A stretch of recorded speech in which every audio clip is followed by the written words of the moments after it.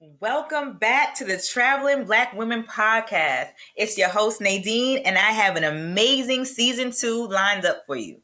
Now, this season, we're really going to be talking about the depths of travel. We're going to talk a little bit about self-love through travel, a little bit about travel etiquette. We're going to talk about traveling through the African diaspora. We're going to have some deep conversations, y'all. So make sure you're tuning in, whether it be Apple Podcasts, Spotify, whatever you use. So without further ado, let's start with our very first episode.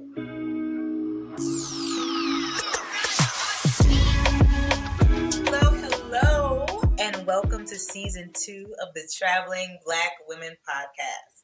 Now, I have a very, very special guest who is kicking off our season to talk to us about self-love through travel. Today, we have Miss Esha Herbert-Davis. She is the carnivalista in chief of the Carnivalista Lifestyle, a travel consultant for professional Black women who take care of everyone else and want to put themselves first in spite of society telling them that they should be at the bottom of their list. She is also an international best-selling author, a mompreneur with a busy 6-year-old, and a multiple 6-figure business owner. She is dope, y'all. And she's from Trinidad. So I had to throw that out there. So without further ado, I want to introduce you guys to Miss Esha Herbert-Davis. Hello, everyone. Thank you for that wonderful introduction, Nadine. And of course, had to slide in. And she's from Trinidad, yo. I love it. Well, I am so happy to be here. And thank you so much for having me to talk about 3 ways to experience self-love through travel. It's definitely one of the topics that is near and dear to my own heart, because it definitely speaks to my journey over the years as a young professional Black woman and navigating relationships and career and self-love. And one of the ways that I was able to get back to self-love was through travel. So I'm really, really excited to talk about this topic today. Nice. And I'm excited to talk about that topic. Like, travel is really the thing that over the last few years has just opened everyone's eyes to, like, there is a whole reality outside of the reality that I originally envisioned for myself. There are children who are talking about, I want to grow up and travel the world. Like, that wasn't a conversation when I was little. It was like, I want to go to Paris because you heard about the Eiffel Tower and that was like a cutesy teenage theme. But outside of that, we didn't know how powerful travel could be. Agreed. And I just love that we're just now starting to find this out. And it's like, oh man, look at how much more I could be doing and what life could be like and all of that great stuff. So talk about it. Tell us about it. Agreed. 100%. It definitely was not a part of the conversation when I was growing up. Travel was, growing up as a teenager was kind of like to go see family, and you'd be buck up in a 1-bedroom apartment with like 20 of you sleeping, people in the bathtub. And that's the kind of travel that I grew up with. Okay. You know how we Caribbean folk do. Pack up with all your cousins. all of them, right? So that is the kind of travel that I grew up with. So as a young adult, coming into travel in a different way and realizing that it can feed your soul, it can, kick off your self-love journey. That was definitely not something I had the language for, nor did I have experience of travel in that way until I was a young adult, So it is an important conversation. Yes. It is. Like, oh my goodness, it really is. Because a lot of times, just as Black women, we just get so trapped in the day-to-day, the routine, the things that we have to do, the things that someone else is telling us that we have to do, are we measuring up?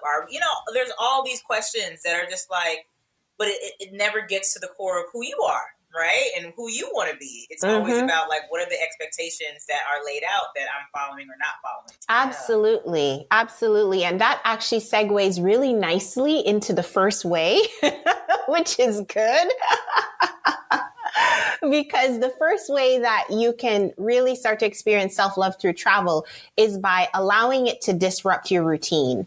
And as you were saying, we kind of give in to those expectations and our routine and what we are supposed to do, and that whenever I talk about those kind of topics, it brings me back to me when I was in my 20s.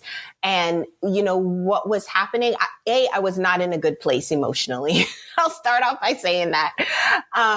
And in addition to all of that, all of everything that was present in my life at the time was not showing me that I loved myself. Like I was working a job that I didn't really like, it paid the bills. I was making more money than I'd ever made before, making more money than my parents were making, and you kind of get to that place financially and you're like, okay, well, this is a good job. That's what you've pretty much been conditioned to, especially as young Caribbean Black women, right? We're conditioned to get the good job, right? So had a good job, wasn't happy at all with it. I was in a relationship that was pretty much a dead end relationship. We were dating for quite some time.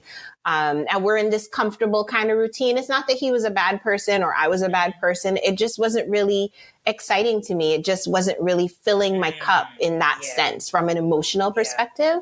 I had people in my life, like my friends, who were very negative, did not share my passion for life in the same way that I did.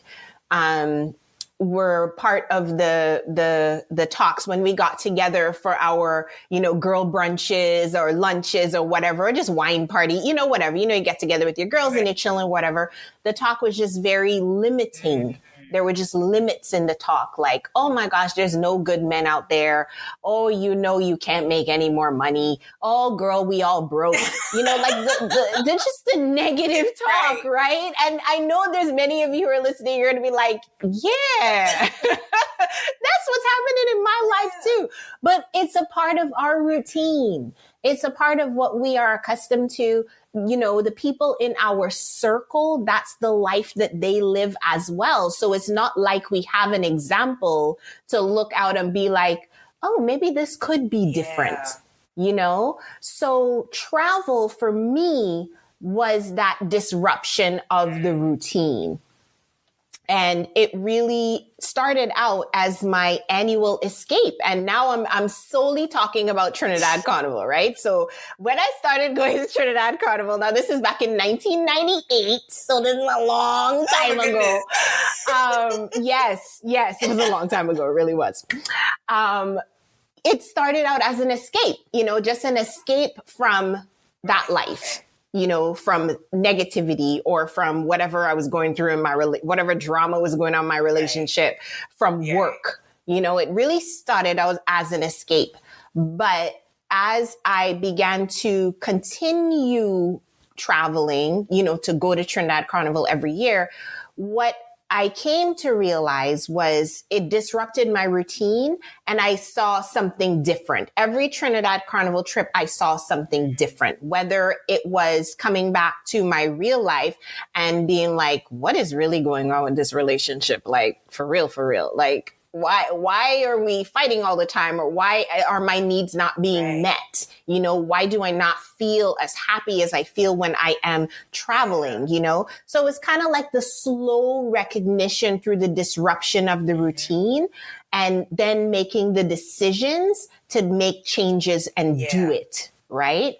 And that's really the first way, travel disrupts your routine. And that for me, if your routine is not serving you in the best way, that disruption of routine on its own is self-love because you are breaking the cycle and it's up to you to recognize that you're breaking the cycle. And secondly, try to make changes to do something different, So that's for me, self-love. Disrupting the routine is just self-love. Yeah, I love that because you know what? One of the things that really stood out to me in what you were saying is being in that relationship and feeling like this is it, right? You're having talks with your girlfriends and it's just like, yeah, this is what life is. Like there's this uncomfortable acceptance of the bare minimum.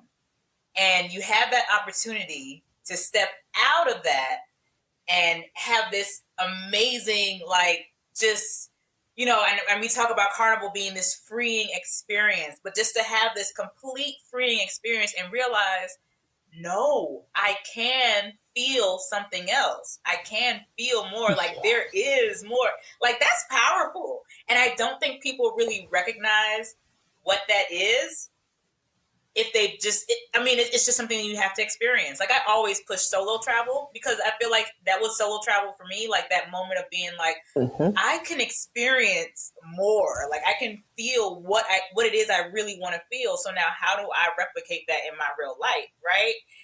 And absolutely. like, oh my goodness. Like, the fact that you won't be able to really see it until you see it is, I don't know how to explain it, but it's deep. Yeah, it really is. No, it really is. You know, they always say there's this whole thing about representation, you know, and seeing yourself reflected, you know, whether it's on TV or social media or whatever, in a different situation than where you are in. And that's where I was in my 20s. I didn't have anyone around me who looked like me, who was doing something different, who was doing something positive. Like, I didn't have any entrepreneurs around me. I didn't have, you know, everyone kind of worked a job. I was around single Black women. All of us were single. I wasn't single at the time, but I wasn't in a relationship where I was happy either. You know what I mean? So there's something to be said about that. Even as adults, I know we think of representation as something for little Black girls and little Black boys, but there's something about representation even for us as adults and as young adults, especially when we're just kind of getting started in the real world. You know, if you don't have that example, if you don't have that person that you can look at and say, they're doing something different, and that looks nothing like my reality right now, I want that. Right. Then it's really, really, really difficult to break out of that routine. It really is, because you just don't have the example. So as you were saying, you can't see what you can't see. You literally can't see it because it's not in front of you, it doesn't right? exist. It literally does not exist to you at all. You know? Exactly. Oh, man.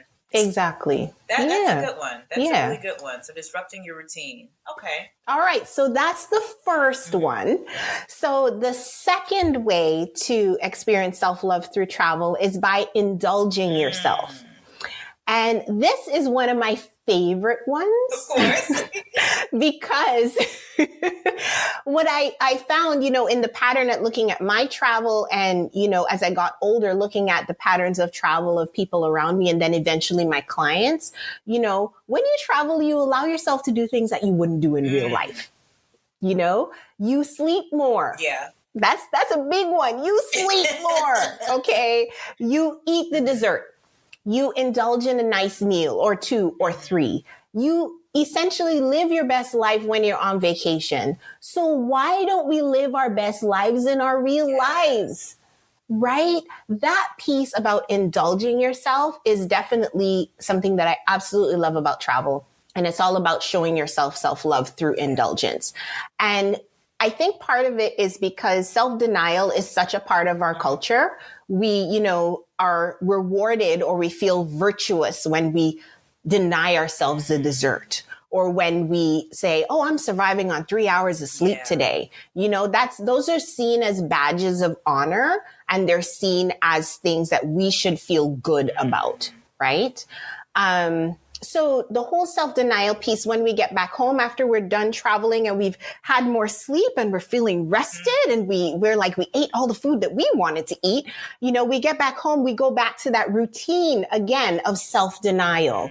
You know, so we go back to the 4 hours of sleep. We go back to having a crappy diet, you know, our bodies feeling unnourished, our souls feeling unnourished, you know, not treating ourselves, even if it's small indulgences, not treating ourselves to nice things and really denying our best life once we get back to real life, which is crazy, right? It just doesn't make any sense. So through travel, I realized that I didn't have to deny myself. Why would I do that? Why am I doing this? Right? Why should I wait until I travel to do nice things for myself, to feed my body properly, to get good sleep? Why would I deny myself all of those things in my regular life? Because if I implemented it into my regular life, I could do so much more. I could have, like, imagine, think about it this way. You know, Americans on the whole are sleep deprived. Imagine we do so much on so little sleep. Imagine if we all got a good night's rest all of our needs were met, our bodies were nourished, we were exercising, and we are literally living our best lives every single day. How much more good could we do in the world? That's a great point. And it's not about piling on the work, but it's about doing things that nourish our soul and really in through that process nourishes other people as well. Right? Like imagine what we could do if we were all whole, feeling like we were whole and rested and all of these really great things, right? Like we could do so much.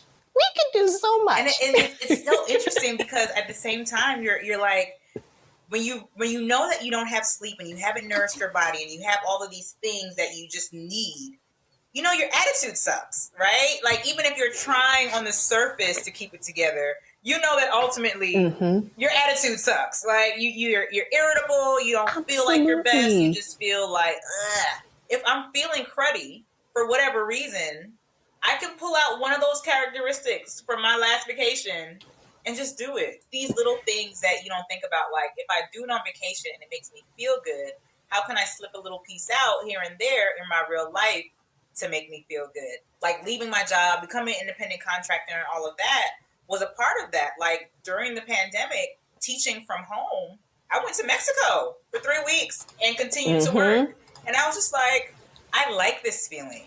I like getting up in the morning, handling my business, I have my classes in the morning.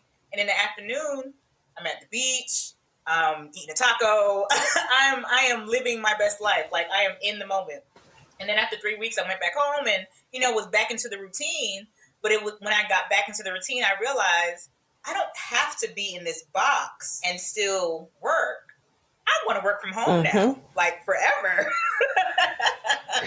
Like forever. Exactly. And that is exactly what that was my last year. I was just like, this feels good. I can handle my business, do my work, but I can still enjoy my life. Like that gave me the best work-life balance that I could have imagined for myself. Because I'm always talking about work-life balance being important. But like we said with the last one, you don't really know what you haven't experienced until you haven't experienced it. And once I experienced the magnitude of having a work-life balance where I'm teaching U.S. history in the morning and I'm on the beach in the afternoon, we're making this happen. We're making this happen forever. Best balance ever, right? Yes. Best balance ever. Yes. Of my hand, if I was just regularly at home, I'd probably be eating one of those little frozen peanut butter and jelly things, but now,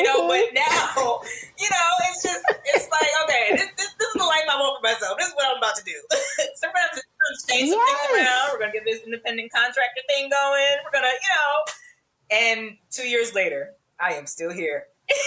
Here you are. Exactly. And for me, it was a very similar trajectory too, Nadine, starting up my business, Events by Esha, part-time first while I was working full-time. So I was part-time for about 3 years, and then went to full-time. Right. So similar trajectory too. And then it was like, well, I'm working part-time. I really like this working from home thing. I don't got to talk to nobody, there's no water cooler for me to be around, this is good. How can we do this some more, and then crunching the numbers like, okay, so we did this and let's say the business did this. Could I really let go of my full-time job, or could I go to a consultant model where I was doing part-time hours, and that's how everything kind of petered out over time. And eventually I became full-time in my business. But you're right. It was following that good feeling, following what started out as an indulgence, because really back then working from home, like 2012, even 2015, working from home was like an indulgence, right? It was like, you work from home. Oh, you're so lucky. Yeah. It was no one ever really thought about it. It was like, oh, wow, that's cool. And that was kind of the end of it, Yep. Exactly. So again, it was following that good feeling. And, travel gives us that window, right? Into seeing, okay, I like this. This was an indulgence when I was traveling. So how can I bring that back home? And for me, there was definitely the work from home factor. Yes, for sure. Yeah. But it translated into other parts of my life that I didn't really expect. Like I was like, so why do I have such a good night's sleep at hotels? And then I was like, is this something to do with the bedding? right? It's getting really nice. And I was like, oh, there's pillow tops? What is this? I got a pillow top for my bed, got some new pillows. I was like, oh, this is great. Yes. This is what they do in hotels. Okay, so now I can sleep better at home, So it just started with just little things. But again, it's all about that picture of, what is your best life? And a really great clue for that and giving yourself self-love is when you go on vacation, when you travel. Because again, that's the time when we're like, I'm living my best life. I'm on vacation. I'm going to do this. I'm going to do that. So what are those small things or big things that you can bring back from your travel to your regular life?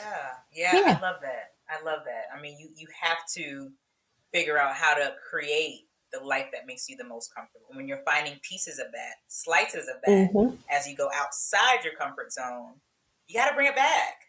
And I don't know, even in having this conversation, I don't know if I ever even thought about it like that. I think some of those things I've naturally done, even just with artwork. A lot of my artwork around my house is like from different countries or whatnot. But it's like a natural reminder when I walk past different things. Like when I see this every day, I'm like, oh yeah, Colombia, that was great. It just kind of, know. But I never really thought to outline it the way you just did. Because now you can share that with other people. Like, hey, this is what you can do. Especially those who are scared to travel. Like, what would I try? What would I get out of it? Well, this is an example, right? This is a very solid example. Example. Like you can take slices from everywhere and then create a whole new life for yourself, new reality for yourself. I love that. Absolutely. Because even those small changes, as you know, Nadine, I mean, we're talking about the artwork and I have examples here too from Trinidad and stuff. And I'll give you a story in a second. Okay. But even those small changes, that give you that happy little jolt. As you go about your day, as you say, you pass by your artwork and you remember and you smile, and it brings you back to that place. That alone, bringing that good feeling into your body, it just does so much.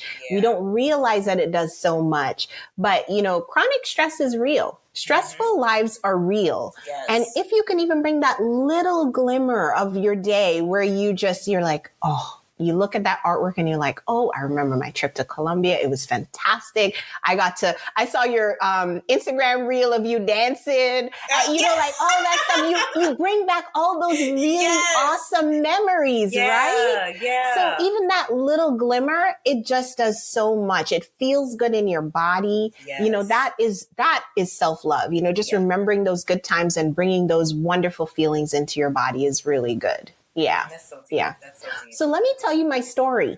Mm-hmm. So I have a piece of artwork that I bought,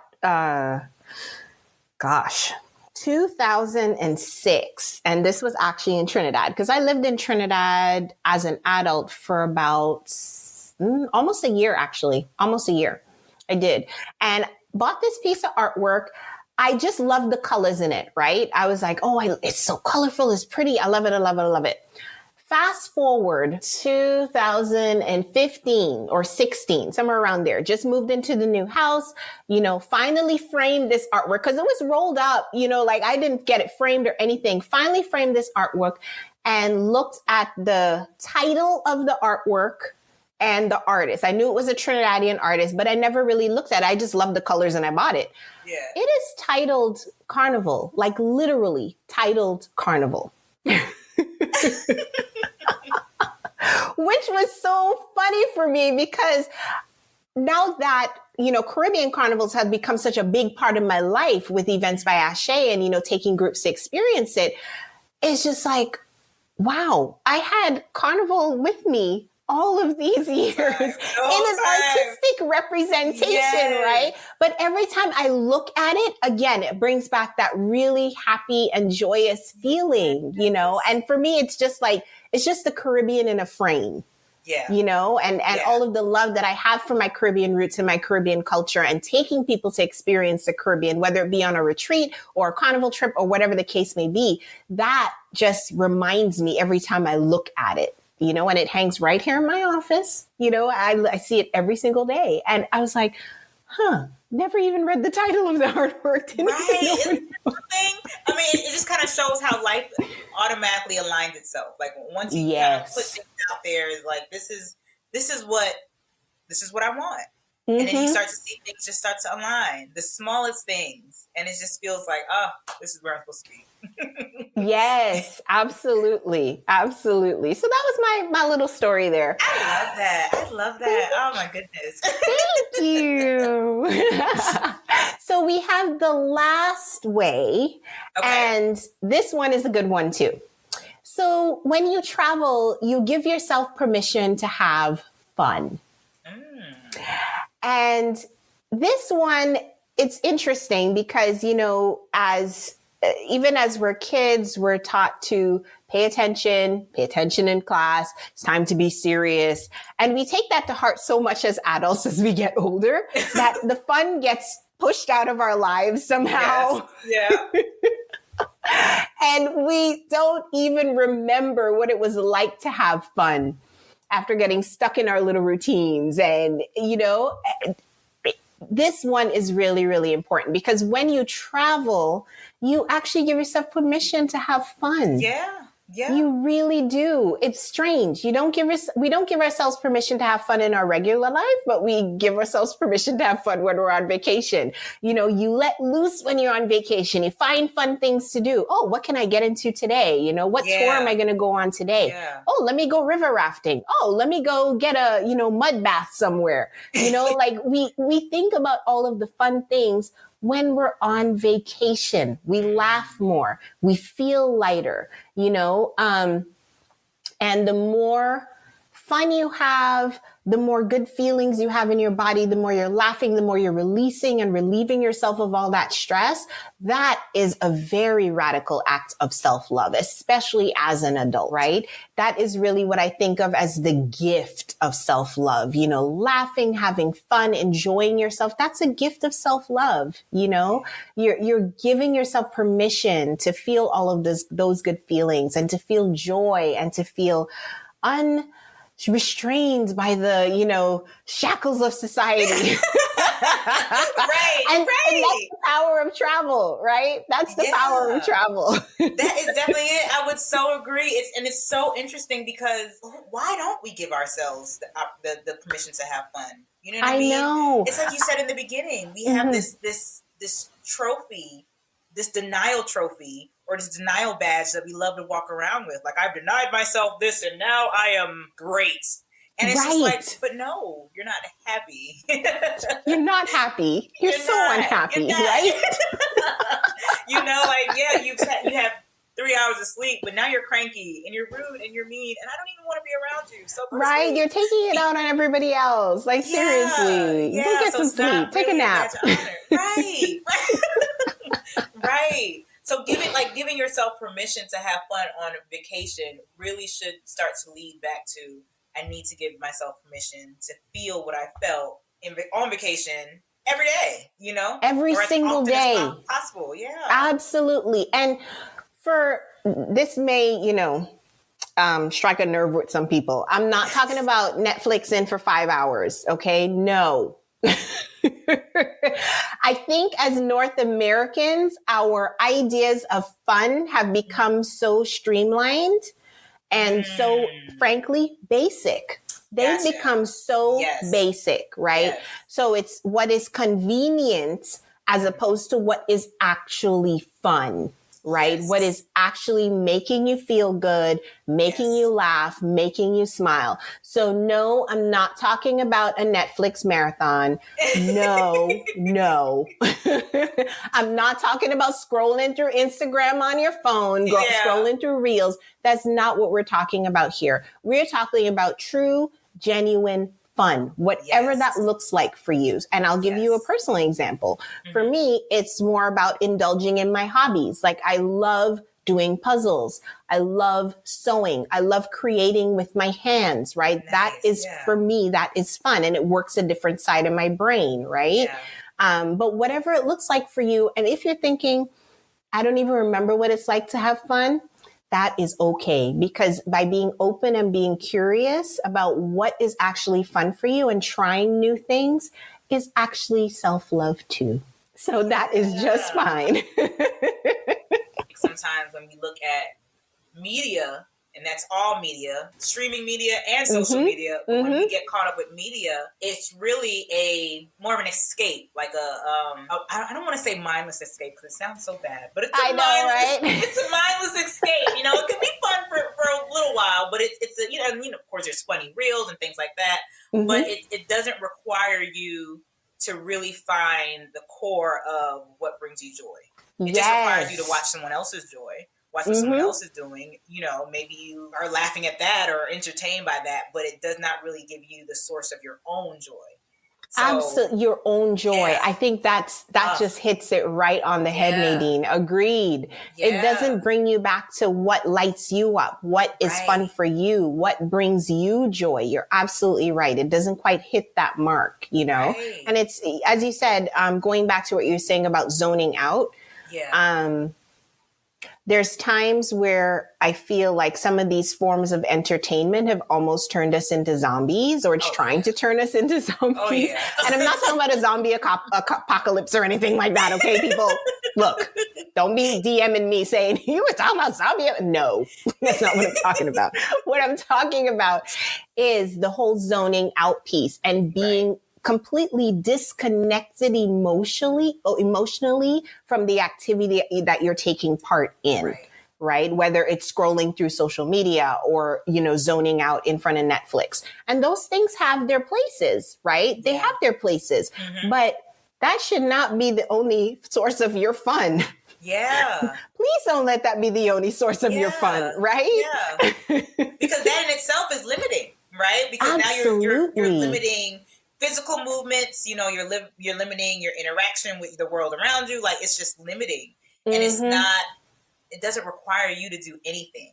And it does not require your engagement, right? It does not require your engagement. Oh, I love that. In real, true social interaction where you're talking with somebody requires engagement. Right. You know, you're being completely engrossed in putting together a puzzle or doing a craft or doing something with your hands requires engagement, right? So the zoning out does not require any engagement at all. No, it doesn't. It doesn't. And then you kind of lose yourself in that because you're kind of overly entertained with what else is going on with other people. But I do feel like there's also the side where those other people are living their lives to entertain you and you're missing yours. Absolutely.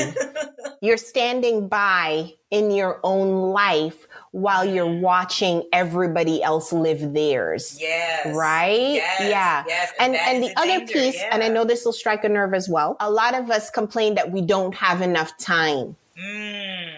You have time for what you want to make time for. That's true. I'll say it again. You have time what you want to make time for. That's so true. It's so true. It's so true. So the hours you spend scrolling on Instagram, that's time you could have used doing something else. Yeah. The Netflix binge that you did, that's time you could have used doing something else. That's really going to feed your soul. That's going to engage your brain. That's going to that you're actually going to enjoy. So if your first thing is saying, well, I don't have time to do this, really think about what are you doing with your time? Yeah, it's so true. That is so true because it's like, you know, sometimes we get overwhelmed and we want that minute of just like, okay, I don't want to think about anything. Let me just scroll. Let me just do something. But then that has to come to an end, right? It has to stop at some point so that way you can kind of recalibrate and get to that place where it's just like, all right, let me figure out what I need.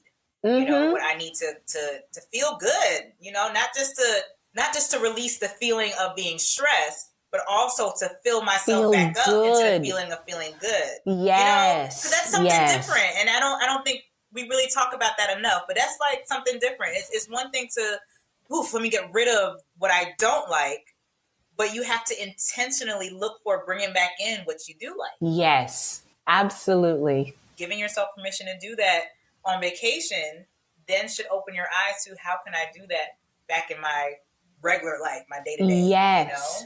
You know? Yes, exactly. Yeah, you gave us all the gems. I racing because I'm just like, this is so deep because we don't talk about the value of travel enough. You know, right. I'm big on solo travel. I feel like people have to have some time to go and do something by themselves. Like not just, okay, well, I did go to a restaurant or this, that for myself or whatnot. I mean, those things are good too. And those things take a lot of courage as well. But to actually plan something for yourself, decide what you are going to enjoy without the input of anybody else, you know, what you're going to attend and how you're going to engage with people that you don't know. Or do you even engage at all? Or do you have so much fun with yourself, which I do, that you don't have to? You don't need anybody else. You're like... I'm cracking jokes in my head. Like, I'm and, you know, and it might be weird to the outsider who has never experienced, you know, enjoying being by themselves. Yep. But it really is an opportunity for you to find that center of joy. And absolutely. That center of joy is directly connected to self-love as far as I'm concerned. Yes, completely agree with you 100%. And it really was one of the reasons that I created the Ultimate Girls Getaway, which is our retreat that we're doing next year for professional Black women. You know, it's a group trip. However, you are encouraged to spend time with yourself. Right? We have those pockets of time because the intention of the trip is for you to not need a vacation from a vacation. And it's also to all of the re's, as I like to call them, to recharge, to reset, revitalize yourself, and really get back to the core of your joy, like whatever that is, right? We just have so many demands on our time, as we were talking about time, including self-inflicted demands on our time, hence scrolling on Instagram or binging Netflix, that we don't have the space to really get back to that core of our joy. And I like that term, Nadine. I really do. The core of our joy. Yes, absolutely. Oh my I love that. This sounds amazing. Okay, so give us some more information on that. Like, how can we sign up? Like, Yes, definitely. So all of our information is on our website at ultimategirlsgetaway.net. And on our website, you can actually sign up for a full YouTube series on these 3 ways to experience self-love through travel.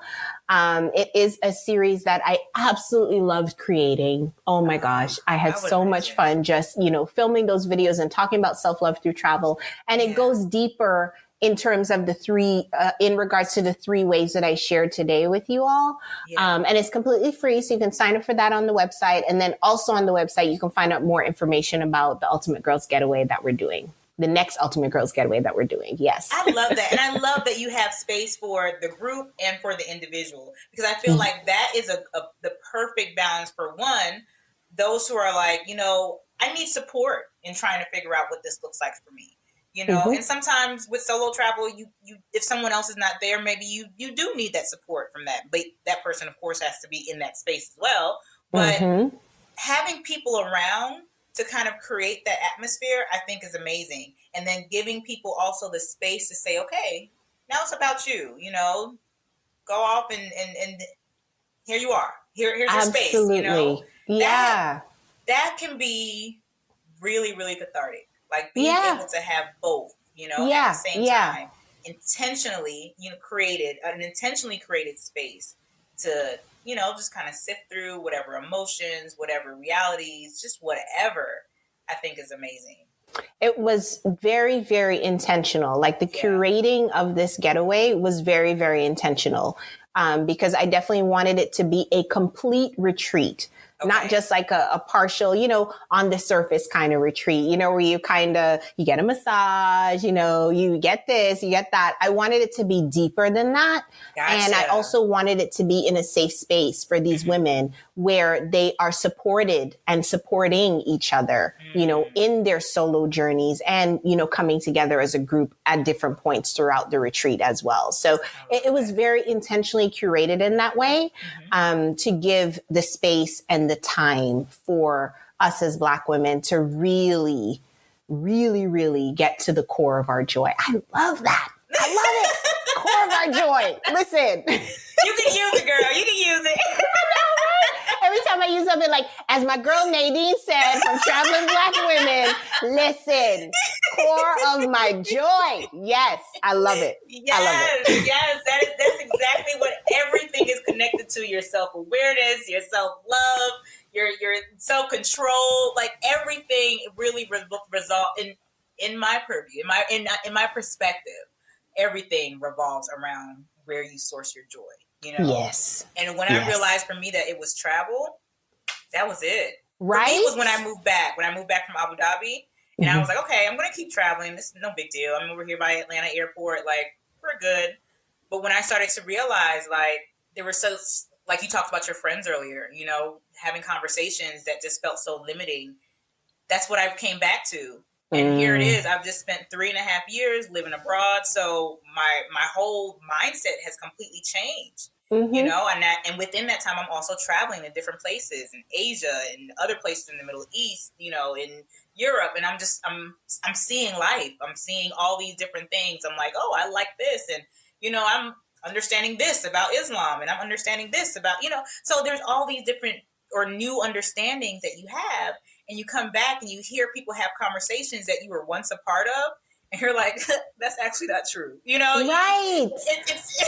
It is the strangest thing, right? It is the strangest feeling. You are absolutely right. Because once you shift, you can't go back. Exactly. You really can't go back. Once your limited view has shifted and you can envision a life of more abundance and a life without limits, you really can't shift back. So when you come back to those old conversations, you're kind of like, no,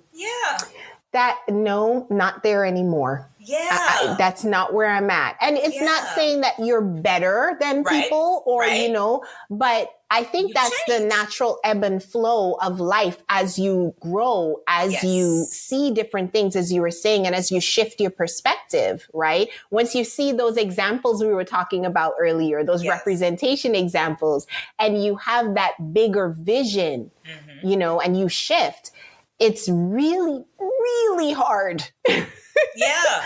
to ignore. It's really hard to ignore it. It's really hard to go back because you find yourself thinking like, well, I saw them do it. Like, you just find yourself thinking about how other people have lived their lives, or how other people have done things. I run an Airbnb. My Airbnb is ran like how it's run overseas. When I go to Airbnbs overseas, there are certain things that are just available, certain ways that the host interacts.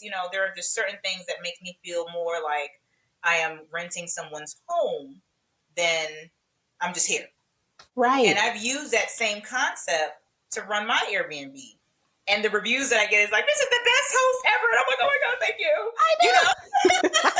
And now, of course, you always have a couple hard issues here and there. And that's life. Yes. But, I love when I get that feedback that's just like, wow, you were such an amazing host, or wow, thank you. And I'm thinking in my mind, it's like, that's because I've seen how this can look in other places and how people can, feel that sense of hospitality in other places and that sense of autonomy. Because most of the places that I've rented abroad were so easy to check in and check out that I was like, oh, that's a really good technique. I'll do that in my Airbnb. So just little things that you kind of learn just based on how other people do things, Absolutely. Staying open to that is exactly what you're talking about. Yep. Finding that way to love yourself enough to say, I actually like doing it this way instead of that way. I thought this was the only way, but now that I know that there's more, I'm going to go for it. Yeah. Yeah, that giving yourself permission, right? It goes back to that permission piece. Giving yourself permission to think about something differently and apply it to your own life in spite of what you may have been conditioned to do, despite what you may have been told is the right way to do, despite what everybody else is doing around you. Yeah. That, is self-love. Absolutely. Oh my goodness. I feel like this conversation needs to be had more and more and more. Agreed. Yeah. I mean, this is what I do in my own life. I read a lot. I read a lot. If I come across something that really struck me, or I was like, ooh, I need to apply this to my own life, I will read it over and over and over, or listen to it over and over and over again. Because one of the laws of learning is repetition. Yes. Right? Yes. And you learn when you hear something over and over again. And then conversely, it works if you hear something negative over and over and over again. Right. You absorb that as well. So why not hear something positive over and over and over again, so you can learn it, get the lesson, and apply it to your own life? So share it multiple times. I know I will be sharing it multiple times because I think this conversation is needed, and it was just fantastic. Yes. Girl, it was definitely needed. I mean, just thinking about how many times I talk about travel being so cathartic and just the opportunity to just change and shift your whole reality, that I'm like, yes, somebody else gets it. Esha gets it. Nadine gets it. Now we can get the world, girl. Right? We just need the two of us, and we just need to broadcast it out there. Send it out to the masses. Yes. Because otherwise, you find yourself like, you don't want to be a gatekeeper, and you want the community of women, community of Black women. You just want people to feel good. And it's like, if I can find something that can help you get out of a rut, get out of bad routine, whatever it is, I want to share that. Absolutely. So, absolutely. Yeah. I'm with you on that. Yes. Share multiple ways. Yeah. And that's what the retreat sounds like. So I'll be there. I will be there, girl. Absolutely. I love it. Well, Miss Esha, I thank you so much for this amazing conversation. This was great. I really feel like, we touched on a lot of things that aren't talked about too often in travel, like kind of the deeper side of travel. Like, of course, travel is pretty and nice, and look at the blue water, and I got this little tiny bikini, and all the other things that draw people to travel. But ultimately, there's a whole deeper side that I think we really need to continue to consider, so that way we can kind of get out of our own limitations. I posted on Threads the other day that part of my purpose with traveling Black women is to get us away from the double consciousness that we all look through. Just the idea of like, this is how the world sees me, so this is how I'm supposed to be. And we don't recognize that we do that consciously. Not a lot of us, when we have conversations like this, then it starts to open our minds or our eyes at doing this. But really, we don't really think about it. We're always looking at ourselves through someone else's expectations, just like we said in the beginning. So to be able to kind of peel back those expectations and get to the core of like, this is what I want, what I need, whatever out of life, and just figure it out and just feel better and feel good and whatever else, is something that really needs to be put on the forefront a little bit more. So, so I agree. And that whole double consciousness that you were talking about, the whole piece about living authentically, living that single consciousness life, right? Where you are yourself, because that is more than enough. Yes. Right? Yes. It is more than enough. Right? Oh, yes. Yes. And, I know, right? Because I'm about to go down a whole rabbit hole. I'm about to go down a whole rabbit hole again. So I'm going to say, you're welcome, Nadine. And thank you for having me, because I'm about to go down that whole authenticity piece, girl. Woo. Oh, well, we can do this again, and we can jump into that again and do a whole other hour and jump into all of that again. I would love it. That's a whole other topic, right? It's literally a whole other topic. But it is another topic. It's connected, though. It's definitely connected. Yes, it is. All right, y'all. Well, thank y'all so much for tuning in. And as a final inspiration, I have a quote from Audre Lorde. You probably already know it. But caring for myself is not self-indulgence. It is self-preservation. So I'm going to repeat that first part again. Yes. Some of you may already know it, maybe not. But if you don't, write it down. Caring for myself is not self-indulgence. It is self-preservation. And that is an act of political warfare. Yes. I'll let you marinate on that. Yes. Feel that out. See what that means for you, how that feels in your body. And that's it. So thank you again, Esha, and thank y'all for tuning in. Thank you for having me.